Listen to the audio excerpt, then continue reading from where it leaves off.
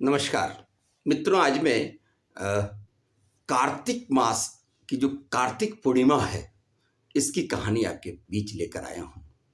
अपना काम उन कथाओं से आपको जोड़ना है जिन कथाओं की जरूरत है अपने राष्ट्र को, समाज को, हमको, आपको। कार्तिक पूर्णिमा आखिर भारतीय समाज में, हिंदू समाज में, सनातन संस्कृति में इतना महत्वपूर्ण है क्यों? आखिर ये आज से नहीं, हर हम मानते हैं कि हमारे यहाँ 4 युग हैं, सतयुग, त्रेता, द्वापर, अभी हम कलयुग में जी रहे हैं। हर युग में कार्तिक पूर्णिमा का महात्म्य रहा है। आप देखते होंगे कि अपने घर में हमारी नानी दादी अपने घरों से निकलकर कार्तिक मास में गंगा स्नान करने जाती थी, जमुना में स्नान करने जाती थी। हम कहीं न कहीं नदियों से जुड़कर रहे।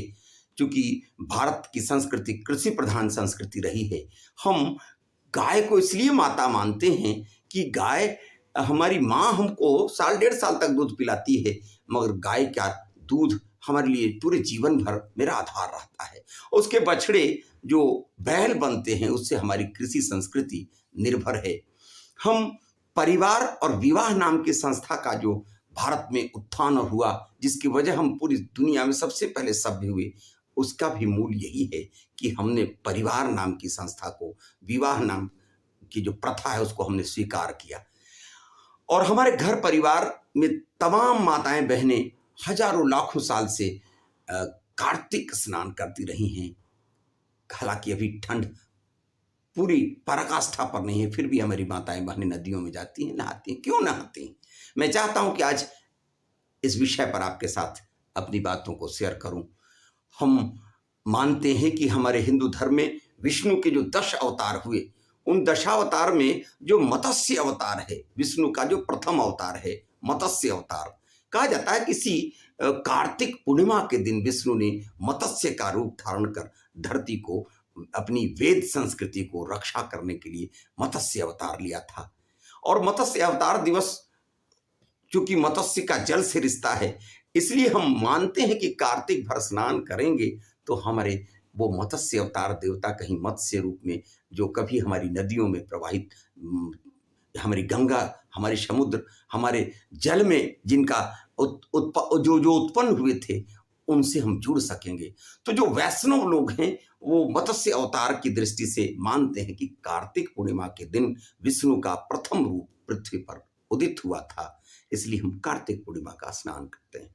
एक और कारण है, हम मानते हैं कि जो कार्तिक एकादशी से लेकर कार्तिक पूर्णमासी तक ये 5 दिन अति पवित्र होता है। अगर हम महीने भर स्नान नहीं भी किए तो ये 5 दिन चाहें तो कार्तिक एकादशी जो है, शुक्ल पक्ष एकादशी को जो हमारी माताएं बहनें देवोत्थान एकादशी करती हैं, माना जाता है कि हमारे देवता 8 महीने तक तो गतिशील होते हैं, मगर विष्णु का शयन हो जाता है।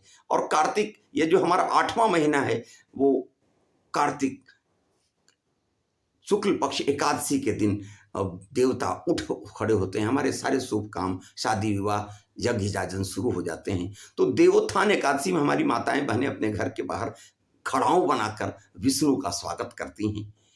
एक और कहानी है कि माता तुलसी, जो भगवान शालिग्राम की पत्नी है, विष्णु की पत्नी मानी जाती है, उनकी भी पूजा हम देवोत्थान एकादशी अर्थात कार्तिक एकादशी के दिन करते हैं। और तब तुलसी मैया हमारे बीच आई। आज पूरी दुनिया के सामने आश्चर्य है कि हमने तुलसी को माता समझकर अपने घर के पिंडा में इसलिए लगाया था कि तुलसी विष्णु की पत्नी है, शालिग्राम वो हमारे भगवान विष्णु की प्रिया हैं। उनकी आराधना करने से हमको 24 घंटे ऑक्सीजन प्राप्त होगा। दुनिया में ऑक्सीजन प्लांट का पता बहुत बाद में चला, मगर भारत तो हजारों हजार साल से अपने आंगन में तुलसी और अपने गांव में पीपल को लगाकर यह साबित करता है कि वृक्ष, पशु, वृक्ष, पौधे, ये मछली, सबसे हमारा रिश्ता एक धार्मिक कारण से रहा है, एक वैज्ञानिक कारण से रहा है। तो तुलसी माता का भी उदय कार्तिक पूर्णिमा के दिन हुआ। उनकी आराधना हम कार्तिक एकादशी से शुरू करते हैं। हमारे देवताओं का जागरण भी इसी दिन से होता है। हमारे सारे शुभ संदेश, शुभ कार्य शुरू होते हैं। अब ये वैष्णव पंथ से थोड़ा आगे चलें तो ये कार्तिक महीना इतना पवित्र है कि हम भगवान शिव को त्रिपुरारी कहते हैं। तो त्रिपुरारी इसलिए कहते हैं कि इसी कार्तिक पूर्णिमा के दिन, जब एक त्रिपुरासुर राक्षस से पूरी पृथ्वी त्रस्त थी, भगवान शिव ने उस त्रिपुरासुर का वध किया था इस कार्तिक पूर्णिमा के दिन। और हम धरती के लोग उस त्रिपुरासुर के आतंक से, उसकी परेशानी से, उसके भय से मुक्त हुए थे, इसलिए भी हम पूजन करते हैं। और हम शिव को, चूंकि उन्होंने त्रिपुरासुर का वध करके इस पृथ्वी की रक्षा की, हम मानवों की रक्षा की, इसलिए महादेव को हम त्रिपुरारी भी कहते हैं। ये तो शैव पंथ की बात हुई। अब आते हैं कृष्ण के युग में। कहा जाता है कि महाभारत युद्ध के बाद पांडव बड़े चिंतित हुए कि हमारे तो सारे बड़े बूढ़े पुरखे मर गए, अब उनका क्या होगा। तो भगवान श्री कृष्ण ने कहा कि इस देवोत्थान एकादशी से तुम यज्ञ शुरू करो। और पांडवों ने यज्ञ किया। जितने पूर्वज पितर बुजुर्ग मरे थे महाभारत में, उनको उनकी पूजा, उनकी आराधना की गई, उनका तर्पण दिया गया। और कार्तिक एकादशी से लेकर कार्तिक पूर्णिमा तक सारे पितरों को पांडवों ने तर्पण किया, पूजन किया और दीप जलाया। इसलिए दीपोत्सव भी हम उस तिथि को मनाते हैं। और कृष्ण के बताए मार्ग पर चलकर पांडवों, जो अपने महाभारत में मरने वाले पिता थे, पितामह थे, पूर्वज थे, बहुत सारे हित थे, रिश्तेदार थे, सबों को वो यज्ञ के माध्यम से, पूजा के माध्यम से उनको तर्पण करते हैं, उनको जल देते हैं। तो इस दृष्टि से कृष्ण के युग में भी कार्तिक पूर्णिमा का महत्व रहा है। अब हम चलते हैं अपने हिंदी साहित्य के ज्ञान मार्गी कवि नानक की ओर। ज्ञान मार्ग के कवि हुए, जैसे कबीर हैं, नानक है, रैदास हैं। तो कबीर और रैदास से साथ साथ समकालीन हमारे एक कवि हैं नानक, जिन्होंने सिख पंथ की स्थापना की। सिख पंथ के 10वें गुरु गुरु गोविंद सिंह हैं, तो पहले गुरु नानक हैं, जिनका जन्म संवत 1526 अर्थात 1469 ईस्वी में हुआ था। उनका भी आगमन इसी कार्तिक पूर्णिमा के दिन हुआ। उनका निधन 1595 संवत और ईस्वी से 1539 ईस्वी में हुआ। इस अवधि में ज्ञान मार्ग की जो बातें थी, धर्मों में जो आडंबर आ गए थे, दिखावा आ गए थे, बाह्य आडंबरों का विरोध करते हुए गुरु नानक, जो आज के पाकिस्तान में तलवंडी है, तलवंडी में उनका जन्म हुआ था। गुरु नानक देव हिंदू धर्म ही नहीं, सारे धर्मों का अध्ययन करते हैं। पूरे भारत ही नहीं, भारत से बाहर कहा जाता है कि मक्का मदीना तक की यात्रा किए थे। पदयात्रा करने वाला एक ऐसा सन्यासी जो तलवंडी में पैदा हुआ, पंजाब, जो आज की तारीख में वह पंजाब पाकिस्तान में चला गया है। पंजाब के तलवंडी नामक गांव में पैदा हुए गुरु नानक देव जब सारे धर्मों मजहबों में घूम घूम कर, सारे तीर्थ स्थलों पर घूमकर, कहा जाता है कि उन्होंने अपने शिष्यों को जो शिष्य बनाए, वही आज सिख हैं। गुरु नानक देव के शिष्य, जो उनके शिष्य थे, वो कल गए सिख हो गए। उनके परवर्ती गुरु, लगातार जितने गुरु आए, सारे गुरुओं ने अपने हिंदू धर्म ही नहीं, तमाम धर्मों में आई कुरीतियों से अलग हटकर, चाहे वो अमरदास जी हो, रामदास जी हो, अंगदेव जी हों, अर्जुन देव जी हों, हरकिशन देव जी हों, हरगोविंद सिंह जी हों, तेग बहादुर जी हों या गुरु गोविंद सिंह जी हों, सबों ने इस सिख पंथ का विस्तार दिया। पहले गुरु नानक, जिन्होंने सिख पंथ का आरंभ किया, उन्होंने वो ज्ञान का ऐसा दर्शन दिया कि आज भी वह सिख पंथ पूरे विश्व में नाम अर्जित कर रहा है। उस मार्ग में कहीं कोई लड़ने झगड़ने वाले नहीं हैं। गुरु नानक देव ने कहा था कि हम किसी भी कीमत पर दूसरों की भलाई करें, हम अपने मेहनत की कमाई खाएं, जरूरतमंदों की मदद करें, और धनार्जन जब भी करें तो ईमान से करें, लोभ नहीं रखें, दूसरे का हक नहीं छीने। यह ईमानदारी का संदेश दिया था गुरु नानक देव ने अपने शिष्यों को। सभी धर्मों से जो अच्छाइयाँ थी उन्होंने लिया और अच्छाइयों को लेकर शिष्यों की एक परंपरा खड़ी की, और वही शिष्य उनके बाद में सिख कहे जाते हैं। और आज प्रकाशोत्सव के नाम पर हम हर देखते हैं कि गुरुद्वारे में गुरु नानक देव जी की जयंती, जन्म जयंती मनाते हैं। हर शहर, गांव, गली जहां भी गुरुद्वारे हैं, उन गुरुद्वारों में गुरु नानक देव जी की जयंतियां मनाई जा रही हैं। ये 1469 यानी आज से 500 साल से भी पहले जिस व्यक्ति ने पूरे विश्व को एक नया पंथ दिया, और उनके जो गुरु ग्रंथ साहब हैं, उस गुरु ग्रंथ साहब में उन्होंने कबीर दास की साखियों को भी लिया, कबीर के पद को भी लिया, नानक के भी, रैदास के भी पद को लिया। उनके पद आज भी ज्ञान मार्ग देते हैं, लोगों को कहते हैं कि अपनी ईमान की कमाई के अलावा दुनिया कोई रास्ता नहीं। उनके वो जो शिष्य हैं गुरु ग्रंथ साहिब को पढ़ते हैं तो गुरु ग्रंथ साहिब में सैकड़ों जगह राम की चर्चा है। उनके राम उस ज्ञान मार्गी कबीर के राम की तरह हैं। कहते हैं कि राम नाम बिन बिरथे जग जन्मा। अगर राम नाम की हम चर्चा नहीं करते हैं तो यह जग जन्म व्यर्थ है।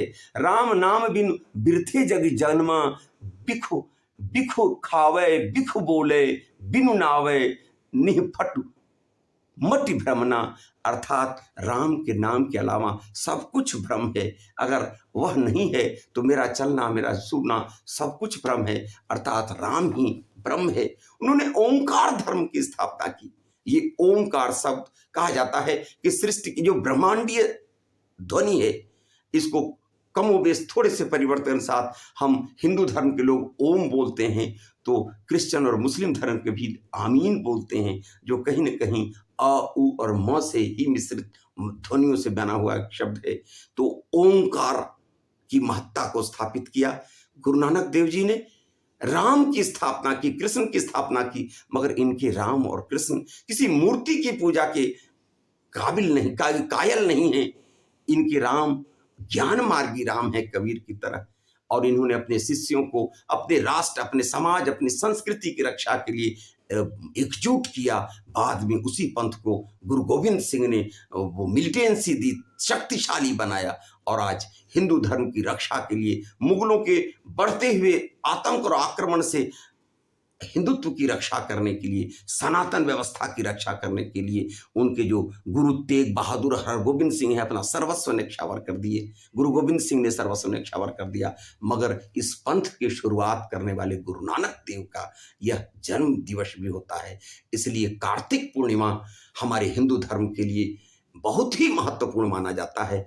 देवोत्थान एकादशी 4 महीने सोने के बाद भगवान के उठने से लेकर तुलसी माता के आगमन, त्रिपुरासुर के वध, मत्स्य अवतार और अंत में नानक देव जी का जन्म दिवस कहा जा सकता है कि वैसे तो हमारे यहाँ बहुत 12 महीनों में 15 पूर्णमासी आती है, कभी कभी 16 पूर्णमासी आती हैं, मगर ये जो देवोत्थान एकादशी से लेकर कार्तिक पूर्णमासी है, यह भारतीय धर्म व्यवस्था में, भारतीय सनातन व्यवस्था में वैज्ञानिक रूप से, सामाजिक रूप से, सांस्कृतिक रूप से अति महत्वपूर्ण है।